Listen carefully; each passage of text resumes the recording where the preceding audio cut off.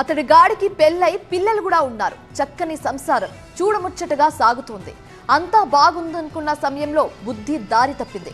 ఓ minor బాలికతో సాన్నిహిత్యం పెరిగింది. ఆ పరిచయమే చివరకు అతడికి సమాధి కట్టింది.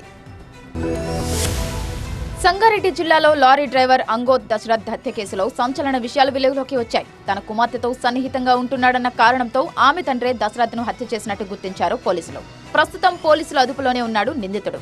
సంగారెడ్డి జిల్లా నిజాంపేట్ మండలం నాగధ రామచంద్ర తండాకు చెందిన 26 ఏళ్ల దశరథ్ సంగారెడ్డిలోని షుగర్ ఫ్యాక్టరీలో లారీ డ్రైవర్ గా పనిచేస్తున్నాడు. దశరథ్ కు భార్య, 2 పిల్లలు కూడా ఉన్నారు. 3 రోజుల కిందట లారీ యజమానికి చెందిన ద్విచక్ర వాహనంపై దశరథ్ స్వగ్రామానికని వెళ్లాడు. స్థానికంగా లేకపోవడం, స్వగ్రామానికి చేరుకోకపోవడంతో ఆయన భార్య సంగారెడ్డి రూరల్ ఠాణాలో ఫిర్యాదు చేయగా శుక్రవారం అదృశ్యం కేసు నమోదైంది. ఈ క్రమంలో మెగ్యా నాయక్ తండాకు చెందిన ఓ వ్యక్తి తానే దశరథ్ను హత్య చేశానని నారాయణఖేడ్ స్టేషన్లో లొంగిపోయాడు. నిందితుడిని పోలీసులు విచారించడంతో అసలు విషయం బయటపడింది. పెళ్లై పిల్లలు కూడా ఉన్న దశరథ్ నిజాంపేట్ మండలంలోని మెగ్యా నాయక్ తండాకు చెందిన బాలికతో సన్నిహితంగా మెలిగాడు. విషయం గమనించిన ఆ బాలిక తండ్రి దశరథ్ను హతమార్చాలని నిర్ణయం తీసుకున్నాడు. పథకం ప్రకారం దశరథ్ను ఫోన్ చేసి రప్పించాడు. పెళ్లైన వాడివి నా కుమార్తెని ఎందుకు ప్రేమిస్తున్నావు, ఆమె జీవితాన్ని ఎందుకు నాశనం చేస్తున్నావు అంటూ గొడవపడ్డాడు.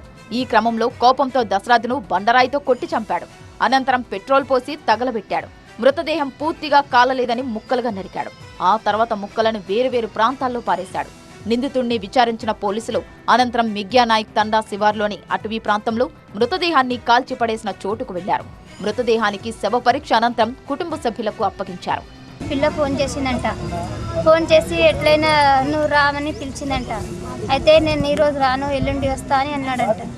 ఎల్లుండి రాకు, నువ్వు 1 గంటల వరకు నా దగ్గర ఉండాలి, నువ్వేమైనా చేసుకుంటూ 1 గంటల వరకు ఇక్కడ రావాలని చెప్పినంట. అందరూ ప్లాన్ చేసి వీళ్ళే చంపేసేసారు. పిల్ల తండ్రిని వీరందరూ కలిసి చంపేసారు. అసలు ఆ అర్ధరాత్రి మెగ్యా నాయక్ తండాలో ఏం జరిగింది? దశరథ్ను అతనొక్కడే చంపాడా, ఇంకెవరి పాత్ర అయినా ఉందా అన్న కోణంలో పోలీసులు విచారిస్తున్నారు.